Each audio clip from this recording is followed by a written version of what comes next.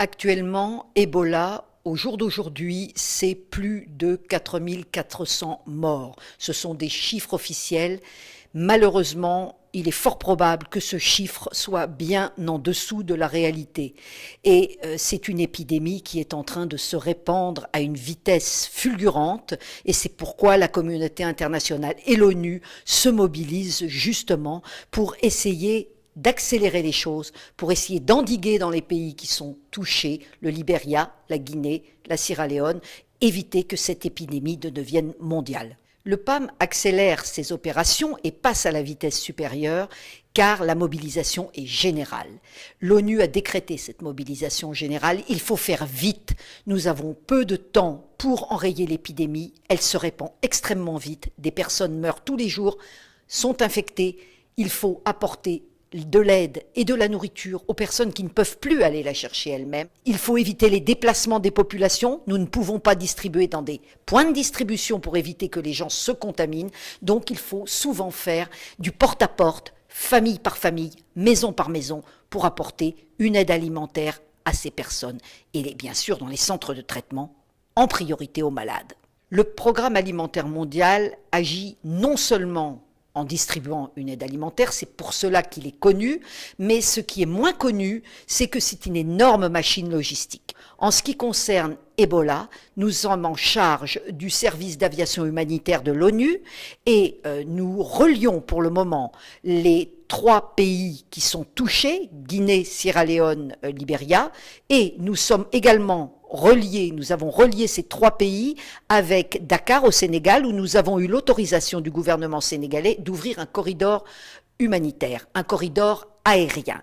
Donc nous transportons le personnel médical, les travailleurs humanitaires, l'aide alimentaire bien sûr, et également tout ce qui va avec la protection, c'est-à-dire les équipements de protection, les gants, tout ce qui est qui peut servir justement à protéger les personnels de santé. Nous construisons les centres de traitement à la demande, soit des autorités, soit d'ONG.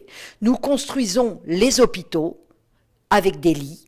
Et bien sûr, nous construisons aussi les centres de quarantaine où les personnes vont être isolées avant d'être, nous l'espérons, guéries et pouvoir rentrer chez elles.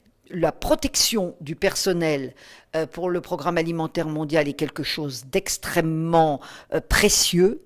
Le personnel suit un entraînement, mais il est évident que quand notre personnel qui est déployé sur le terrain arrive, il faut trouver des logements, il faut savoir si l'endroit où ils sont hébergés est tout à fait sûr, et si la nourriture qu'ils vont avoir, il faut qu'ils se nourrissent, il faut qu'ils dorment, il faut qu'ils puissent vivre, donc il faut s'occuper du moindre détail, et malheureusement, le risque, comme on dit, zéro, n'existe pas.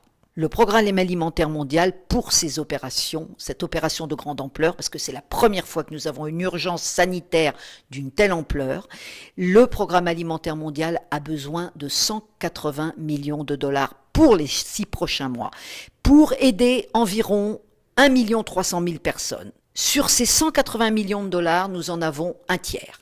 Donc il faut encore faire un énorme effort pour financer nos opérations et il faut faire vite et agir maintenant.